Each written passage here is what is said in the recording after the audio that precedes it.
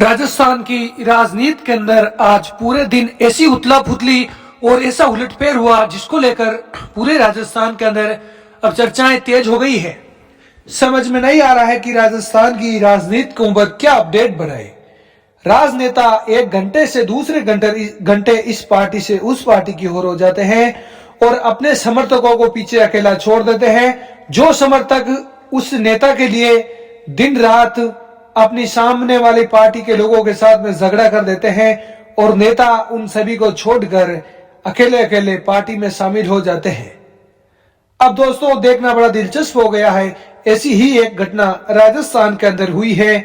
नई नवेली पार्टी तो आप उसे नहीं कह सकते हो क्योंकि आज काफी ज्यादा पद है उस पार्टी के पास में, लेकिन लगता है वो पार्टी अब हाशिए पर चली गई है।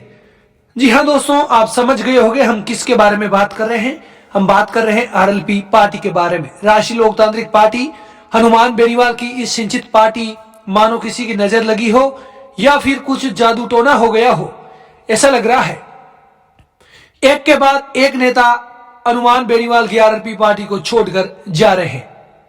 अब आज दो बड़े नेता, आरएलपी पार्टी के बड़े नेता, स्टार प्रचारक कह सकते हो आप उन्हें, उन दोनों ने आज आरएलपी का दामन छोड़ दिया और हनुमान बेनीवाल के लाखों समर्थक थे उन सभी का दिल तोड़कर एक कांग्रेस पार्टी में तो दूसरा भाजपा पार्टी में चला गया। सबसे पहले बात करेंगे कांग्रेस पार्टी में जाने वाले उमेदराम बेनीवाल के बारे में।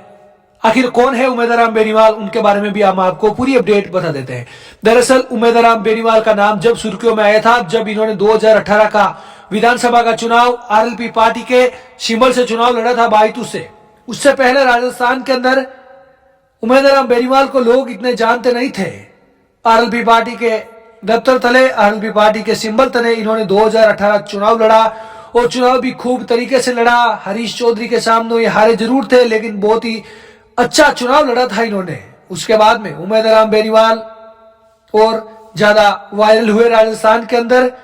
उसके बाद में लगातार काम किया पार्टी के लिए 5 साल और 2023 विधानसभा चुनाव आया। 2023 विधानसभा चुनाव में हनुमान बेनीवाल ने एक बार फिर इनके ऊपर भरोसा जताते हुए इन्हें टिकट दिया और इन्होंने एक बार फिर बड़ी अच्छी तरीके से चुनाव लड़ा और महज 800 वोटों से हरीश चौधरी के हाथों एक बार फिर चुनाव हार गई। 2 बार चुनाव हारने के बाद में उमेदराम बेनीवाल को आरएलपी पार्टी से भरोसा उठने लगा। धीरे धीरे आरएलपी पार्टी से दूरियां बढ़ाने लगे और आज अचानक बिना किसी बात के उमेदराम बेनीवाल हनुमान बेनीवाल को इस्तीफे का ज्ञापन सौंप देते हैं। जैसे ये अपडेट सोशल मीडिया पर वायरल हुई वैसे ही लाखों उमेदराम बेनीवाल के चाहने वाले और हनुमान बेनीवाल के चाहने वालों को दिल के ऊपर मानो एक पत्थर सा लग गया हो। यह पूरी राजनीति हरीश चौधरी कर रहे हैं। जी हाँ दोस्तों, हनुमान बेनीवाल के कट्टर विरोधी माने जाने वाले हरीश चौधरी ने ही पूरा षड्यंत्र रचा और उमेदराम बेनीवाल को आरएलपी पार्टी से अलग कर दिया।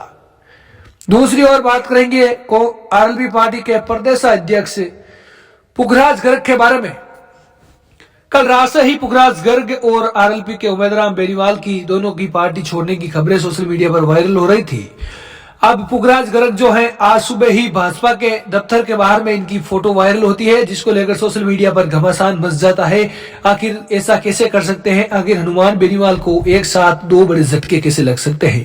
पूरी राजस्थान की राजनीति के अंदर आज पूरे दिन सुर्खियों में ये अपडेट चली उमेदराम बेनीवाल और पुखराज गर्ग के बारे में। जब जर्नलिस्ट में पत्रकारों ने इनसे वजह पूछी तो वजह कुछ नहीं बता पाए। उमेदराम बेनीवाल ने बोला कि मेरे सामने कोई और रास्ता नहीं था, मेरे सामने कोई और रास्ता नहीं था। उमेदराम बेनीवाल बोले आरएलपी पार्टी की ओर से मैं यहां से चुनाव लड़ता तो जीत नहीं पाता, कांग्रेस पार्टी की ओर से तभी मैंने मन बना लिया लोकसभा चुनाव लड़ने का और लोकसभा चुनाव में कांग्रेस पार्टी के सिंबल के साथ में लड़ना चाहता हूं। उमेदराम बेनीवाल ने बोला हनुमान बेनीवाल के साथ में मिलकर काम करने में बहुत मजा आया। हनुमान बेनीवाल ने हमारा खूब साथ दिया। बेनीवाल अच्छे नेता हैं, बड़े ताकतवर नेता हैं। हनुमान बेनीवाल की खूब प्रशंसा भी की उमेदराम बेनीवाल ने, लेकिन वो प्रशंसा किस काम की जब संघर्ष के अंदर, जब दुख के अंदर साथी का साथ छोड़ दे, जब दुख या विपरीत घड़ियों के अंदर पार्टी हो और पार्टी को नेता छोड़कर चले जाए तो उससे बड़ा पार्टी के लिए विनाशक नेता कोई नहीं होता। और वही काम आज आप उमेदराम बेनीवाल के लिए समझ सकते हो क्योंकि पार्टी के बड़े नेता माने जाते थे पुखराज गर्ग और उमेदराम बेनीवाल। अभी तक हनुमान बेनीवाल की इसको लेकर कोई खास प्रतिक्रिया आई नहीं है। बेनीवाल मौन है, बेनीवाल चुप है। हनुमान बेनीवाल खुद चाहते हैं नागौर सीट से कांग्रेस पार्टी से गठबंधन करना, लेकिन पता नहीं इनके आड़ो कौन आ रहा है। अशोक गहलोत चाहते हैं हनुमान बेनीवाल का गठबंधन हो, लेकिन कांग्रेस पार्टी के ज्यादातर नेता नहीं चाहते हैं कि बेनीवाल जो है कांग्रेस पार्टी में आए। अब ऐसे में बेनीवाल के सामने कोई ऑप्शन नहीं है। बीजेपी पार्टी से उनकी नाराजगी है। बीजेपी पार्टी के साथ में एनडीए से गठबंधन करने के बाद में वो किसान आंदोलन के दौरान एनडीए का गठबंधन तोड़ते हैं और हनुमान बेनीवाल की तवी से दो आंख हो जाती है बीजेपी पार्टी से। अब खबरें यह भी तेज हो रही है कि बीजेपी पार्टी में भी बेनीवाल जा सकते हैं, लेकिन दोस्तों आपको बता दें कि आप मानकर चलो बीजेपी पार्टी से बेनीवाल का कतई गठबंधन नहीं होगा। यदि गठबंधन हुआ तो कांग्रेस पार्टी से होगा, अन्यथा बेनीवाल जो है अपनी ही पार्टी के साथ में चुनाव लड़ेंगे लोकसभा का। निश्चित तौर पर ही अब आरएलपी पार्टी जो है खात्मे की ओर जा रही है, लेकिन अभी तक हनुमान बेनीवाल है, बड़े नेता अभी तक आरएलपी में है, लेकिन वो ताकत नहीं बची है जो ताकत आरएलपी के पास में पहले थी। अब क्या करेंगे हनुमान बेनीवाल देखना बड़ा दिलचस्प होगा, लेकिन नागौर से बेनीवाल चुनाव जरूर लड़ेंगे। ये दोस्तों आज सोशल मीडिया पर उनके एक्स अकाउंट पर और उनका फेसबुक अकाउंट पर उन्होंने अपने कार्य की जो है अपना कार्यों की एक लिस्ट निकाली थी। उस लिस्ट से आप समझ सकते हो कि बेनीवाल से लोग कितने जुड़े हुए, जनता कितनी खुश है नागौर की। ऐसे में निश्चित तौर पर हनुमान बेनीवाल ने ये पोस्ट लगाकर ये वायरल ये साबित कर दिया कि हनुमान बेनीवाल जो है कांग्रेस से ये गठबंधन न हो, फिर भी हनुमान बेनीवाल लोकसभा का चुनाव लड़ेंगे, ऐसे धोखे उन्हें चाहे कितने भी मिले हो। आज पूरे दिन भर मैं देख रहा था कि किस प्रकार सोशल मीडिया पर हनुमान बेनीवाल के चाहने वाले हैं, मानो दूसरी कोई पोस्ट ही ना आ रही हो, दूसरे कोई नेता का नामो निशान ना हो। पूरे राजस्थान के अंदर आज हनुमान बेनीवाल के जितने भी चाहने वाले थे उन सभी में एक शोक की लहर थी। वो सभी दुखी थे, वो सभी चिंतित थे। अपना दुख जो है निश्चित तौर पर ही सीधे तौर पर सोशल मीडिया पर जाहिर कर रहे थे। तमाम स्टोरीज स्टेटस आज हनुमान बेनीवाल के चाहने वालों के, उम्मीदवार बेनीवाल के प्रति गुस्सा, पुखराज गर्ग के प्रति गुस्सा, भारी गुस्सा देखने को मिल रहा था। लोग उनसे सवाल कर रहे थे लेकिन जवाब कोई नहीं आ रहा था। करे तो करे क्या, उनके जितने भी समर्थक थे, उनके सपोर्टर थे, जैसे कि पुखराज गर्ग, उम्मीदवार बेनीवाल को, उनको खुद को भी भनक नहीं लगी तभी तक तो उम्मीदवार बेनीवाल की सोशल मीडिया पर खबरें आती है कि उम्मीदवार बेनीवाल ने कांग्रेस पार्टी ज्वाइन कर ली। अब दोस्तों पार्टी या कोई भी ज्वाइन करो उससे किसी को कोई नाराजगी एतराज नहीं है, लेकिन दुख उनको होता है जो उम्मीदवार बेनीवाल के साथ में चलकर बीजेपी आरएलपी पार्टी के साथ में मिलकर कंधे से कंधा लड़ाकर लोगों के लिए अपने बेर लेकर उम्मीदवार बेनीवाल के साथ में काम किया था। लेकिन अब क्या, अब जो पुखराज गर्ग है इन्होंने बीजेपी का दामन थामा। सीपी जोशी, राजेंद्र राठौड़ के साथ में मिलकर इन्होंने आज इन्हें दुपट्टा पहनाकर बीजेपी ने ज्वाइन करवाई।